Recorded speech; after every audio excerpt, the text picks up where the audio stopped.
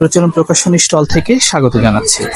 আমরা জানবার চেষ্টা করব এই স্টলটিতে কি ধরনের বই পাওয়া যাচ্ছে এবং দর্শক বা বই প্রেমীদের আগ্রহের জায়গায় কোন বইটি স্থান করে নিয়েছে। একজন বিক্রয় কর্মীর সাথে আমরা কথা বলবার চেষ্টা করছি। কি ধরনের বই বিক্রি হচ্ছে?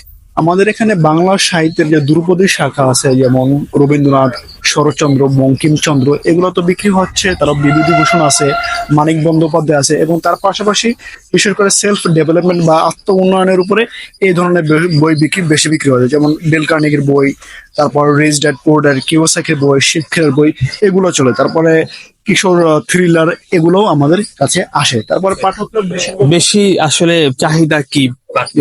বেশি চাহিদা হরর থ্রিলার আর ক্লাসিক সাহিত্য, এগুলোই আমাদের এখানে চলে। আর অনেক পাঠক আসে ইতিহাস ভিত্তিক বই পড়তে চায়, যেমন এখন বর্তমান বাস্তববাদী 21-এর একটা গণঅভ্যুত্থান হলো, এখন অনেকে আমাদের সেই পুরনো ইতিহাস, বাংলাদেশ কোথা থেকে সৃষ্টি হলো, কিভাবে হলো, এগুলো চাচ্ছে আমাদের পাঠকরা। ধন্যবাদ। আমরা একজন বিক্রয় কর্মীর সাথে কথা বলার চেষ্টা করছিলাম, তিনি আমাদের জানাচ্ছিলেন যে কি ধরনের বই পাঠকদের চাহিদায় রয়েছে এবং অমর 21 বই মেলা কিন্তু। তো এই ছিল এই স্টল থেকে আমার কাছে বিস্তারিত।